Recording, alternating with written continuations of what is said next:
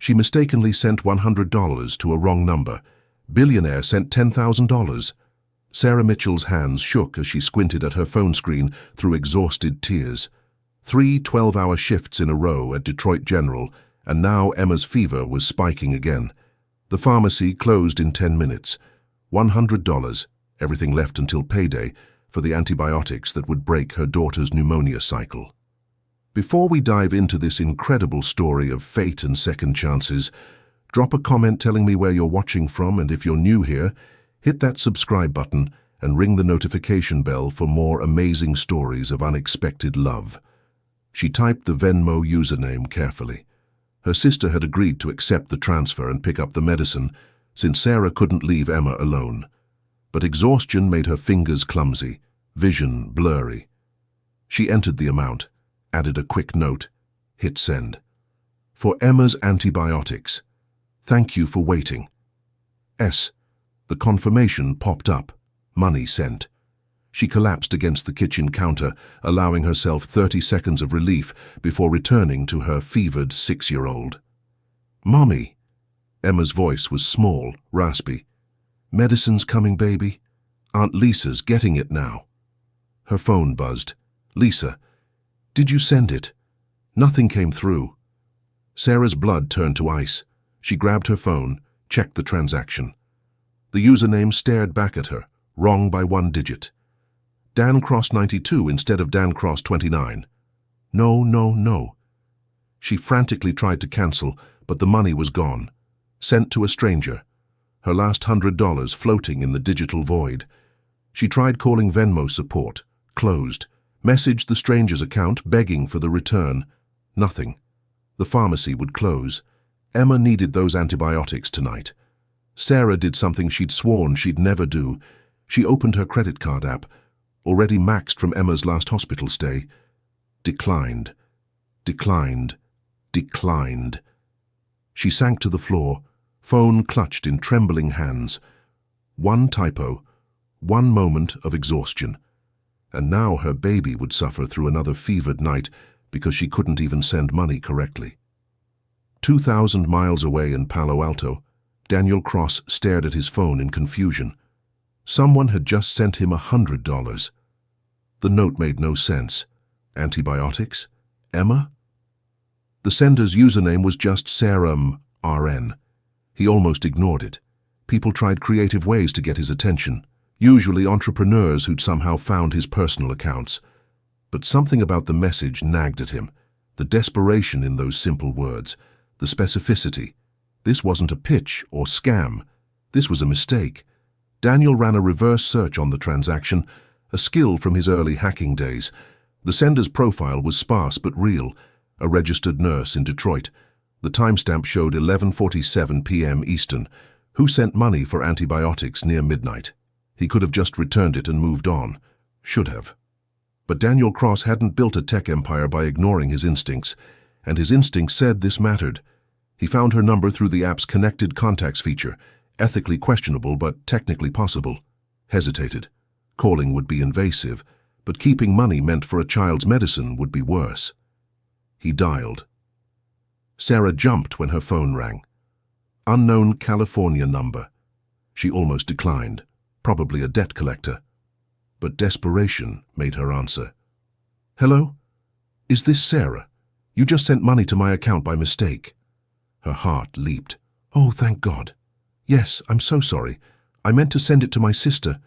My daughter's sick, and Please, can you send it back? I know it's just $100, but it's all I have, and I'm sending it back now, the voice interrupted, calm and assured.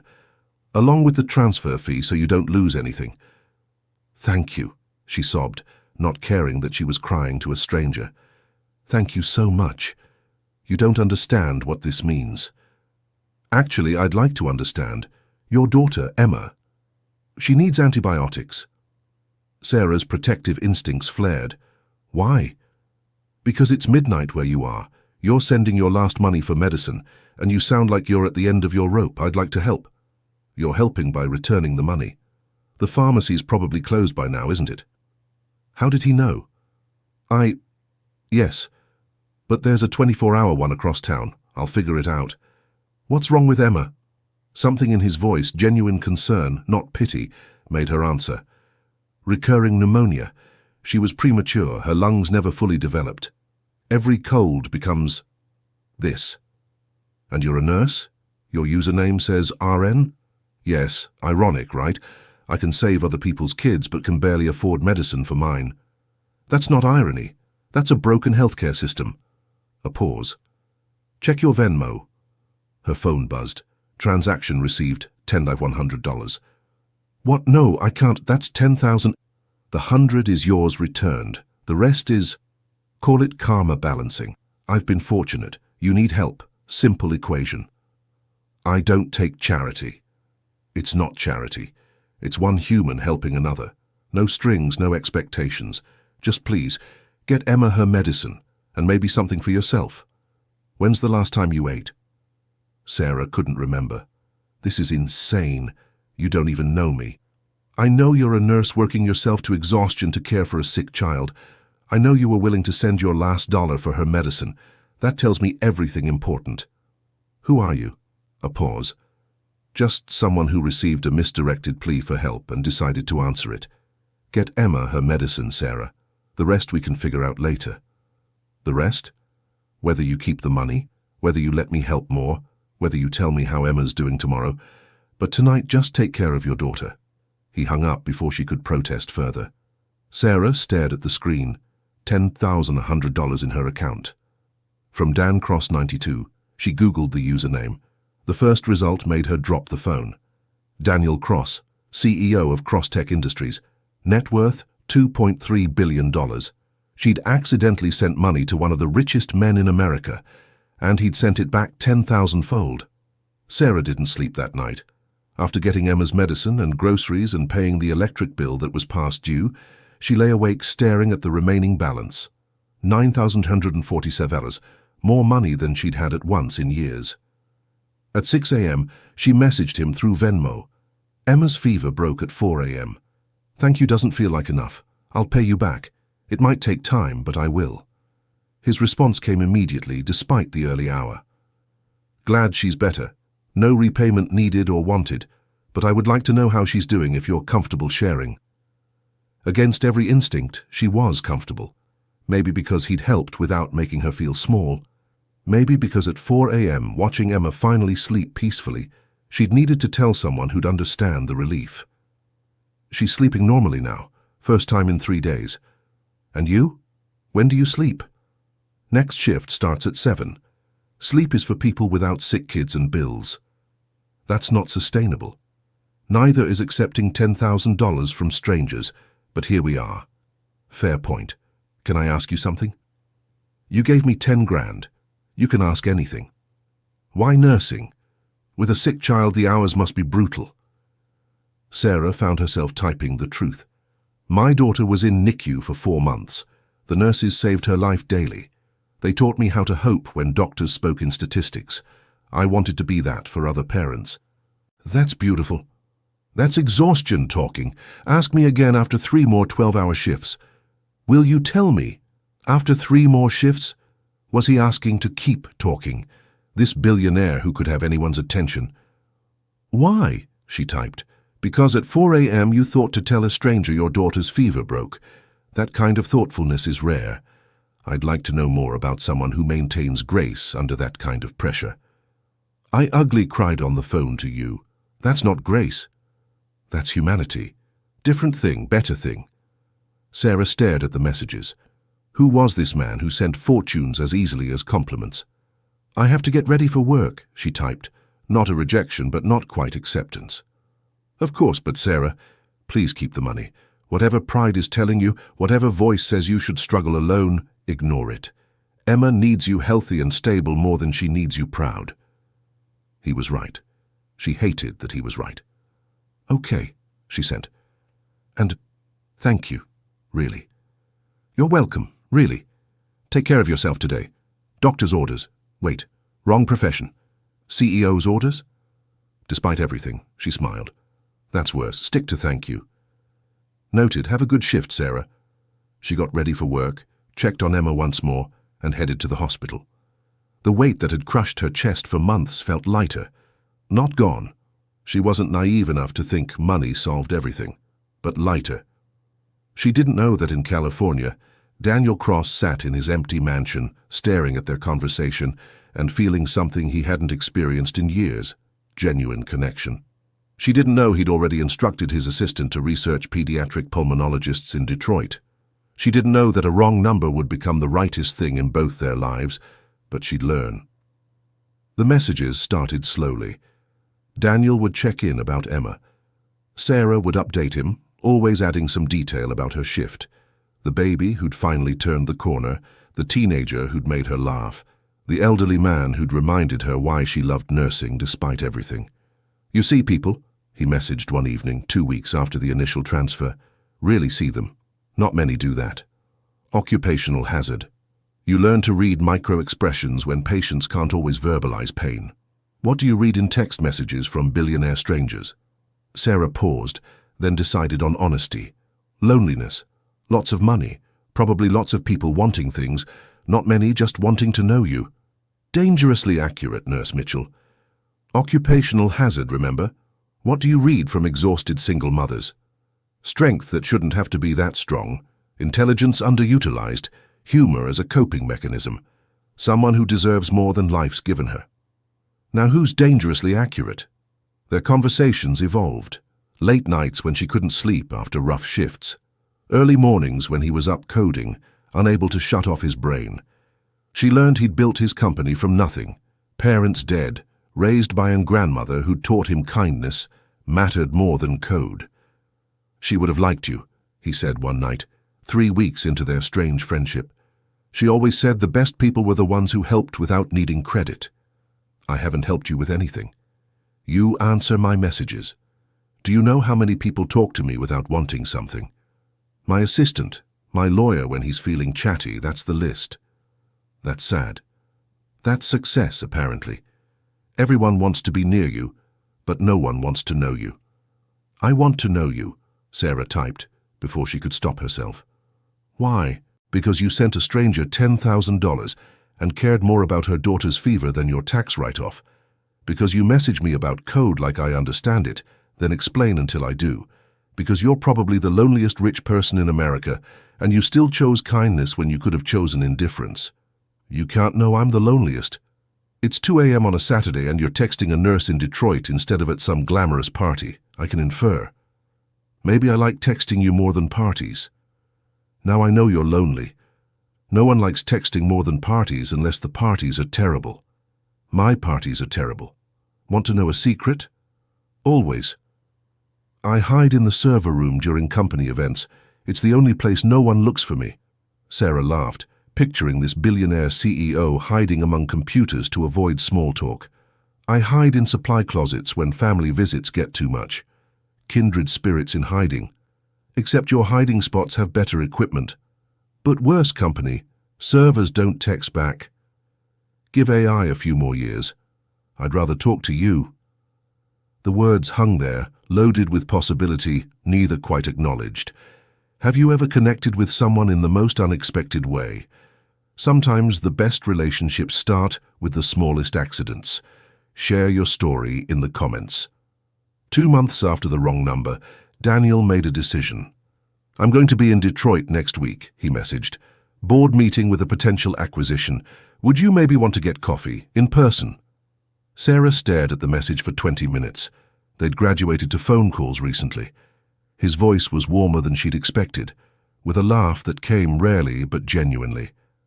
But meeting in person, that made whatever this was real. "I work every day next week," she typed, then deleted. True, but sounded like rejection. "Emma has a doctor's appointment Tuesday," she tried. Also true, also an excuse. Finally, "Yes, but somewhere public, and I'm buying my own coffee. Deal, though for the record I can afford coffee. I've noticed, your bank account accidentally funded my entire month. Best accident I've had in years." Tuesday arrived with unseasonable rain. Sarah changed outfits 3 times, settling on scrubs, because at least that was honest. She was a nurse, not whatever women who dated billionaires were. Not that this was a date. Coffee between friends. Friends who texted daily and made each other laugh and, "Mummy, you look pretty," Emma said from her bed, still pale but improving. "Just meeting a friend, baby. Mrs. Chen will watch you for an hour." The friend who helped with medicine? Sarah had been vague about their benefactor, but Emma was perceptive. "Yes? Is he nice?" "I think so." "Good. You deserve nice." 6 years old, and already too wise. The coffee shop was deliberately ordinary, a chain neither of them would normally choose, but neutral ground. Sarah arrived first, claimed a corner table, tried not to fidget. Then he walked in, and her carefully prepared casualness evaporated. Daniel Cross was unfairly attractive in an understated way. Tall but not imposing, with dark hair that looked like he'd run his hands through it repeatedly. He wore jeans and a simple button-down, trying to blend in, but carrying himself with unconscious authority. His eyes found hers immediately, warm brown, crinkled at the corners when he smiled. "Sarah?" She stood awkwardly. "Daniel? Hi. You're taller than I pictured." "You're exactly as I pictured," which sounds creepy, but I mean, like we've been talking for 2 months and built mental images. Exactly. Less creepy when you say it. They stood there, 2 adults who'd shared deep conversations now fumbling with physical presence. "Should we hug? Shake hands? Wave awkwardly?" Daniel asked. "I'm voting for awkward wave," Sarah said, demonstrating. He laughed, that rare, genuine sound she'd only heard a few times on calls. "Perfect. Awkward wave it is." They ordered coffee. She insisted on paying for her own. He didn't fight it. Settled at their corner table, the initial weirdness faded as conversation flowed like it did in texts. "How's Emma?" "Better. The new specialist you didn't recommend, but somehow I got an appointment with has her on a treatment plan that's actually working." "I have no idea what you're implying." "Sure you don't. It's totally normal to get appointments with the best pediatric pulmonologist in Michigan with a week's notice. Maybe they had a cancellation. Maybe billionaires pull strings. Alleged string pulling. No proof. You're terrible at playing innocent. I'm excellent at plausible deniability. Different skill." She studied him over her coffee. In person, the loneliness she'd sensed through texts was more visible. He held himself apart, even sitting across from her, like he'd forgotten how to exist in shared space. "When's the last time you did something just for fun?" she asked. "This is fun." Before this, he thought. "I coded a program to optimize my coffee maker. Does that count?" "That's work disguised as fun." "Then, honestly, I can't remember. Everything's been about the company for so long." "That's sad. That's focused." "That's sad," she repeated. "When's the last time you just existed? No goals, no optimization, no purpose beyond the moment." "Probably before my parents died. I was 12. The casual delivery of tragedy made her heart ache. "Daniel, it's fine. Been a long time." "Time doesn't fix everything. Trust me, I know." "Emma's father?" She nodded. "Died when I was pregnant. Car accident. Went from planning a wedding to planning a funeral in one phone call." "I'm sorry." "Me too. But we survived. Emma and I figured it out. You're stronger than you should have to be." "So are you." They sat with that truth, 2 people who'd learned too young that life could shatter without warning. "Can I tell you something?" Daniel said. "About why I really sent the money. Besides being secretly nice under all that CEO armor, my mom used to do the same thing. Work multiple jobs, skip meals so I could eat, pretend she wasn't tired when I knew she'd been up all night worried about bills. When I saw your message for a second, it was like I could help her retroactively. Through you." Sarah reached across the table, touched his hand briefly. "She'd be proud of what you built." "Would she? Sometimes I think I built walls instead of bridges, money instead of meaning. You helped a stranger without question. That's meaning. One stranger. There are millions struggling like you were. So help more. You have the resources. It's not that simple, isn't it? You complicated coding a coffee maker, but think helping people has to be complex? He stared at her. You make it sound obvious.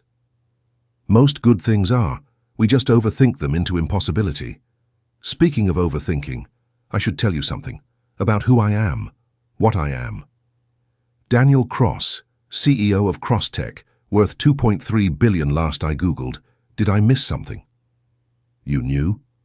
I looked you up that first night, almost sent the money back when I realized. Why didn't you? Because Emma needed medicine more than I needed pride. But if you're worried I'm here for your money, I'm not. How can you know that? Because you fought me on buying coffee, because you work 60-hour weeks instead of asking for more help, because in 2 months of talking, you've never once hinted for anything except friendship. Maybe I'm playing a long game. Are you? No. I'm barely playing a short game. I have no idea what I'm doing here. The restaurant was elegant but not ostentatious. Daniel waited outside, having changed into a dark suit that made him look like every fantasy she'd never admitted to having. Hi, he said, still with that wonder like he couldn't believe she'd shown. Hi yourself. You clean up nice. You look... He stopped, shook his head. I had this whole compliment planned, but you've scrambled my circuits. You're beautiful, Sarah. Absolutely beautiful. She'd worn her only nice dress, black and simple, but the way he looked at her made her feel like she was wearing couture. Thank you for the compliment and for not having a limo pick me up. You said you didn't want flashy. You listened. I always listen to you. You're the most interesting person I talk to. You need to talk to more people. I'd rather just talk to you. Dinner was perfect, not because of the food, though it was incredible, but because conversation flowed like they'd known each other for years. He told her about building his company, the mistakes, the loneliness of success. She told him about nursing school while pregnant, the nights she'd thought she couldn't make it, the moment she'd held her degree and Emma at the same time. You're remarkable, he said over dessert. I'm tired, she corrected. There's a difference. No, tired is just the current state. Remarkable is who you are. You barely know me. I know you work 12-hour shifts, then come home to care for a sick child. I know you send your last dollar for medicine without hesitation. I know you make me laugh when I've forgotten how. I know you see through my CEO facade to the guy who hides in server rooms. That's enough to know you're remarkable. Daniel, I'm falling for you.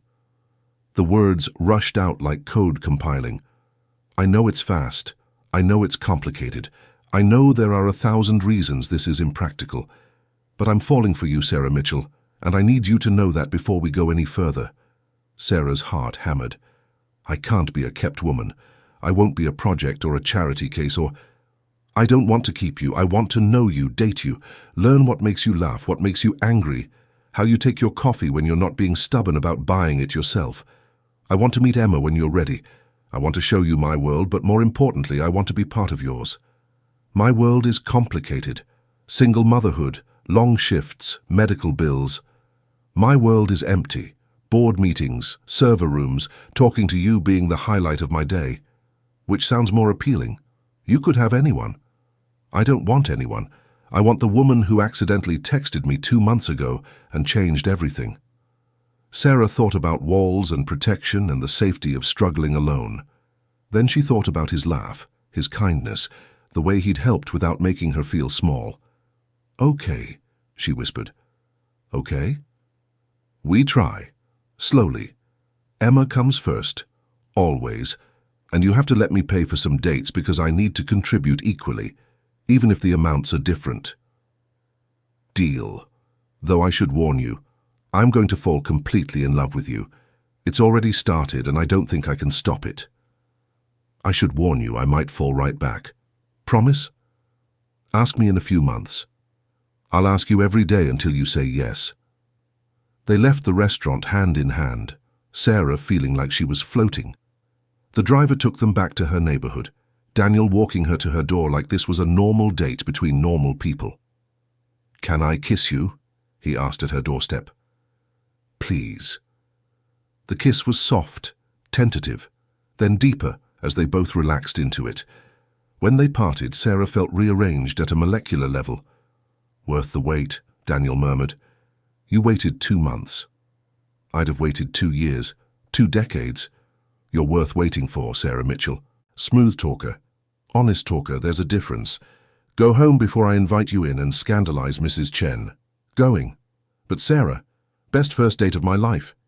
Mine too. She watched him leave, then went inside to relieve Mrs. Chen and check on Emma. Her daughter slept peacefully, breathing even. Sarah kissed her forehead, then sat in the kitchen, processing. Her phone buzzed. Daniel. Home safe. Already missing you. Is that clingy? Adorably clingy. I'll allow it. Thank God, I have zero chill about this. I noticed I like it. I like you. I like you too. Understatement of the century, but I'll take it. Good night, beautiful. Good night, Daniel. Sarah went to bed smiling. The single mother who'd sent money to the wrong number and found exactly the right person. But every fairy tale has its complications, and theirs were about to begin. 3 months into their relationship, the bubble burst. Daniel had been careful. No public dates, no social media, no trace of their connection beyond private dinners and quiet moments. He'd met Emma, a careful introduction that had gone beautifully, her daughter deciding anyone who could code games for her tablet was acceptable. But secrets have a way of surfacing, especially when billions are involved. The first sign was a gossip blog post. Mystery woman spotted leaving Cross Mansion. Love or transaction? The photo was grainy but undeniable. Sarah in the doorway of Daniel's house, him kissing her goodbye after a rare overnight when Emma stayed with her aunt.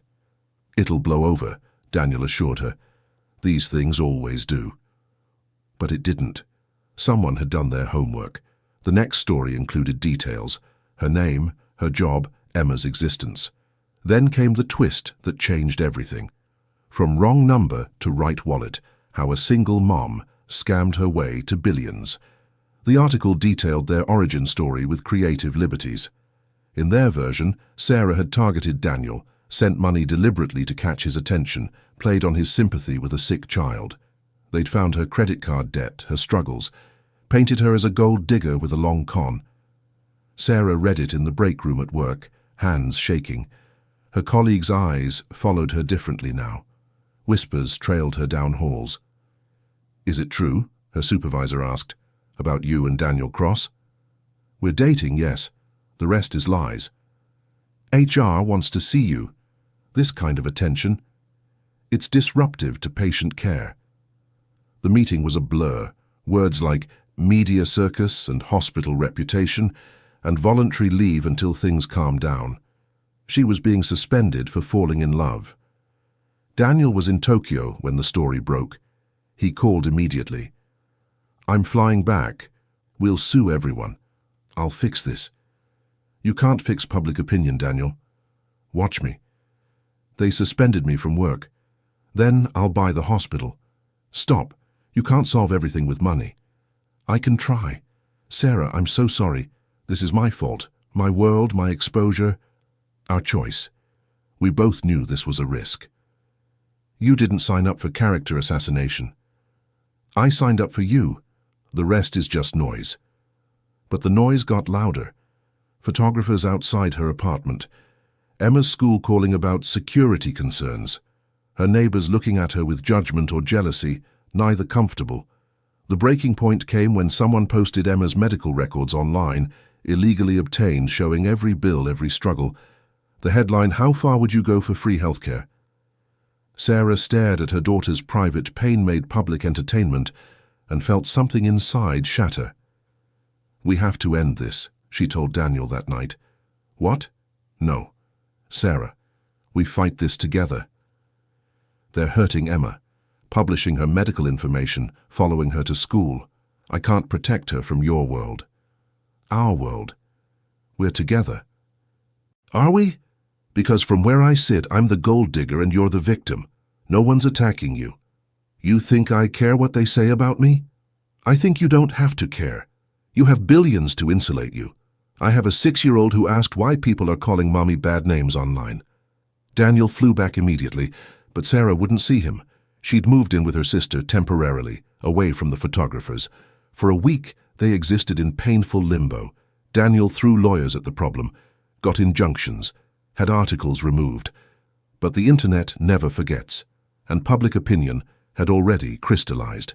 Then, Michael Chen entered the picture, Daniel's CFO and former fiancée, a detail the gossip sites latched onto with glee. Beautiful, polished, from the right family with the right connections, everything Sarah wasn't. "She's concerned about you," the board chairman told Daniel. "We all are. This relationship is affecting stock prices." "I don't care about stock prices." "You should. Your employees' retirement funds are tied to those stocks, their mortgages, their children's college funds. Are you really going to tank the company over an infatuation?" "It's not an infatuation. Prove it. Step back. Let things calm down. If it's real, it'll survive a cooling-off period." Daniel wanted to fight, but then came the email that changed everything. Not to him, to Sarah. "You've destroyed him," Michael wrote. "Stock down 30%. Board discussing his removal. Is this what you wanted? To bring down a good man for your benefit? If you actually care about him, you'll leave before you cost him everything he's built." Sarah read it in her sister's kitchen at 3 a.m., Emma finally asleep after another fever spike brought on by stress. She thought about Daniel's life work crumbling because he'd chosen her, his employees suffering because their CEO had fallen for the wrong woman, everything he'd built from nothing, destroyed by their love. She made her choice. "I need space," she texted him. "Please respect that." His calls went unanswered, his texts unread. When he showed up at her sister's house, she wouldn't come to the door. "2 weeks," she called through the window. "Give me 2 weeks to think." "Sarah, please. We can fix this together." 2 weeks, Daniel. If you care about me at all, give me that." He left, and Sarah collapsed against the door, sobbing. Her sister held her as she broke apart. "You love him," Lisa said. "That's why I have to let him go. Love isn't supposed to destroy lives. What about your life?" "I survived before him. I'll survive after." But surviving and living were different things, and Sarah felt the distinction in every breath. Daniel gave her 3 days before he couldn't stand it anymore. Not to contact her. He'd promised 2 weeks. But to act. He called an emergency board meeting. "I'm stepping down as CEO," he announced to stunned faces. "Daniel, that's not necessary." "Isn't it? You made it clear my personal life is a liability." "Fine. Remove the liability." Michael spoke from her seat as CFO. "This is dramatic even for you." "Is it? You sent Sarah an email suggesting she leave me for the company's sake. Did you think I wouldn't find out?" "I was protecting the company. You were protecting your position. You've wanted me out since I ended our engagement 2 years ago." "That's not—" "Here's what's going to happen," Daniel continued. "I'm liquidating my shares, all of them. The company will buy them back at market rate, which, given the current dip, should be manageable. I'll retain my patents, but surrender voting rights." "You're destroying your life's work for a woman you've known 4 months?" the chairman asked. "No, I'm choosing love over money. My parents died when I was 12. My grandmother when I was 18. I've spent 16 years building wealth instead of relationships. Sarah showed me there's more to life than stock prices." "This is insane." "This is clarity." He stood. "Michael, congratulations. You've wanted the CEO chair since I promoted you. It's yours. Try not to tank my company while you're proving you're better than me." He walked out to chaos, but his mind was clear. In his office, he packed the few personal items he kept, a photo of his parents, his grandmother's watch, the coffee mug Sarah had given him that said, "World's okayest CEO." His assistant appeared, tears in her eyes. "Sir, is it true? You're leaving?" "It's true, Janet, but I need one last favor." "Anything." "There's a hospital in Detroit holding a nursing position hostage because of bad publicity. Make it clear that if Sarah Mitchell isn't reinstated immediately with full back pay and a formal apology, I'll personally fund their biggest competitor's new cardiac wing." "With pleasure, sir." "And Janet, you've been the best assistant anyone could ask for. Michael won't appreciate you. When she inevitably makes your life hell, call me. I'll have something better for you." He left the building he'd entered as a teenage intern, now walking away as one of the richest men in America who'd just chosen love over an empire. His phone rang, the chairman. "The board rejected your resignation," the older man said, "unanimously, excluding Michael, who abstained." "What?" "We also voted no confidence in Michael as CFO. Turns out she's been slowly sabotaging you for months, hoping to force you out. The email to your girlfriend was just the latest move." "I don't understand." "Your employees heard about your resignation. There's currently 300 of them in the lobby threatening to quit if we let you go. Turns out a CEO who'd give up billions for love is exactly the kind of leader they want." Daniel stopped walking. "But the stock price is rebounding. Dramatically. The story's gone viral, but not how Michael planned. Billionaire chooses love over money is trending. Public opinion is shifting. The world loves a genuine love story, Daniel." What do I do?" "You get your girl. We'll handle Michael and the cleanup. But Daniel, next time you fall in love, maybe give the board a heads up." "Noted, sir." "Go. We'll be here when you get back." Daniel ran to his car, hope blooming. But first, he had preparations to make. Sarah was packing when the doorbell rang. Her sister answered, then called out, "Sarah, you need to see this." The living room was full of flowers, not expensive arrangements, wild flowers, the kind from the farmer's market she'd mentioned loving. Dozens of bouquets with a simple card, "For the woman who taught me to see beauty in simple things, D."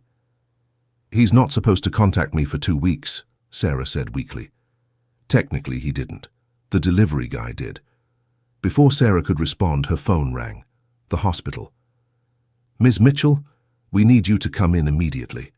Her heart dropped. "Is something wrong?" "Yes. We're severely understaffed and our best nurse is on involuntary leave. Can you start back tomorrow?"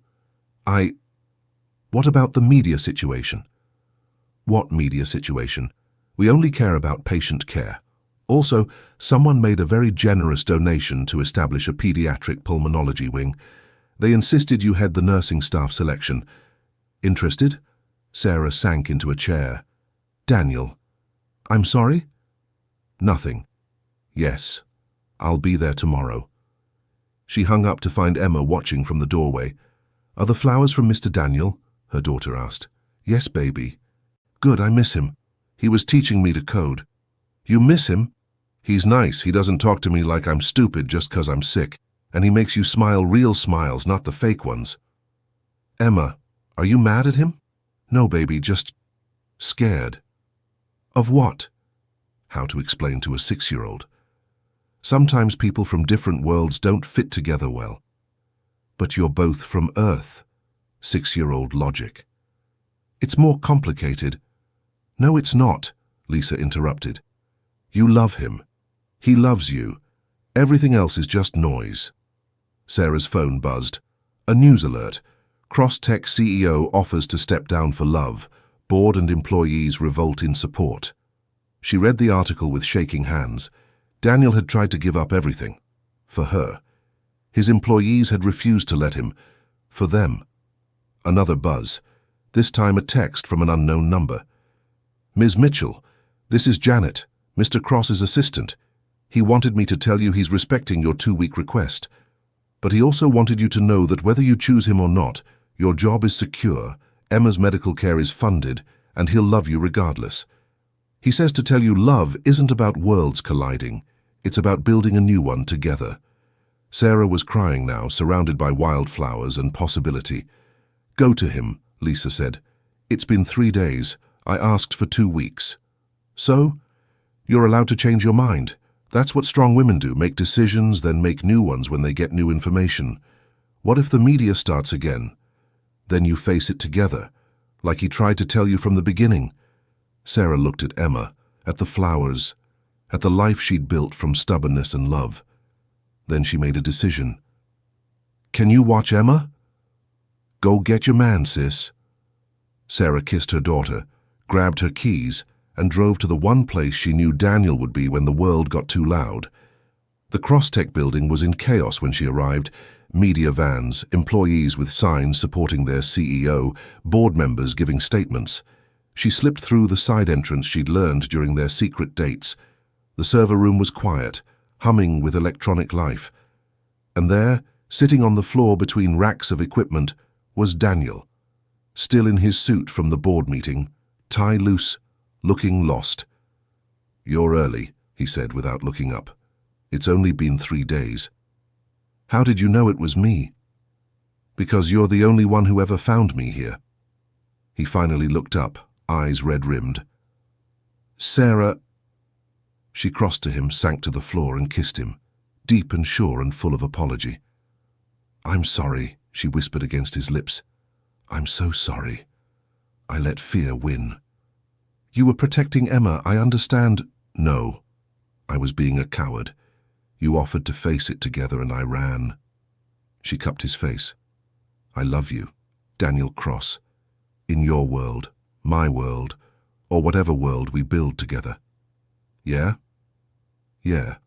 Though we need to talk about you trying to give up your company. That was dramatic. You're worth dramatic gestures. I'm worth partnership. That means we face things together, not you falling on swords for me." "I can do that. We can do that." He pulled her close. "God, I missed you. 3 days felt like 3 years." "I missed you too. Emma missed you. She says you're the only one who doesn't talk to her like she's stupid. She's brilliant, like her mother." He paused. "Is she okay with this? Us?" "She asked when you're coming back to teach her coding. How about tonight? We can order pizza, work on her game, be a normal family." "We'll never be normal. You're a billionaire CEO. I'm a nurse who accidentally texted you. Emma's a 6-year-old coding prodigy in training. Sounds perfectly normal to me." They sat in the server room, holding each other while chaos reigned outside. But in their bubble of humming machines and recycled air, there was peace. "What happens now?" Sarah asked. "Now? We go out there together, face the media, tell our story, let them see what we see. 2 people who found each other through a beautiful accident and chose love over fear. They'll still judge, still make assumptions. Let them. We'll know the truth. Our friends will know. Emma will know. That's all that matters." "I love you," she said again, needing him to hear it. "I love you too. Wrong number and all." They stood, brushed off their clothes, and prepared to face the world. Together this time. "Ready?" Daniel asked at the door. "No, but let's do it anyway. That's my girl." They walked out hand in hand to face the cameras, the questions, the judgment, but also the support. Employees cheering, the board chairman nodding approval, even a few reporters smiling at the obvious love between them. "Mr. Cross, is it true you were willing to give up everything for Ms. Mitchell?" Daniel pulled Sarah closer. "No, I was willing to give up money for love. That's not everything. That's just math. Sarah and Emma are everything." "Ms. Mitchell, what do you say to accusations of gold digging?" Sarah straightened. "I say I fell in love with a man who happened to be rich. If that makes me a gold digger, then I'll dig that gold every day for the rest of my life. But I loved him when I thought he was just a kind stranger who helped my daughter. The money is just noise. What's next for you both?" They looked at each other, communicating silently. "We're going to build a life," Daniel said. "Raise Emma. Run a company that values people over profits. Create a foundation for single parents in medical crisis. Love each other. Normal stuff." "Your normal sounds beautiful," Sarah added. The crowd actually awed. Even hardened reporters couldn't resist genuine emotion. Later, in Sarah's apartment, with Emma showing Daniel her drawings and pizza boxes scattered around, Sarah marveled at how normal it felt. Her billionaire boyfriend was helping her daughter debug code while she did dishes. No drama, no grand gestures, just life. Her phone buzzed. A message from the gossip blogger who'd started it all. "I'm sorry, I got it wrong. You two are the real deal. Best wishes." She showed Daniel, who shrugged. "Public opinion's fickle. Good thing we're not building on that foundation." "What foundation are we building on?" "Love, trust, really good pizza, Emma's coding skills, Your ability to see through my BS. My ability to send money to beautiful strangers. Solid foundation. The best. Emma looked up from her tablet. Mr. Daniel, are you going to marry my mum? Sarah choked on her water. Daniel patted her back, grinning. Someday, if she'll have me. But first, we're going to finish your game. Priorities, kiddo. Good priorities, Emma approved, returning to coding. Sarah caught Daniel's eye. Someday? Whenever you're ready. I'm not going anywhere. Good, because neither are we. They settled into their evening.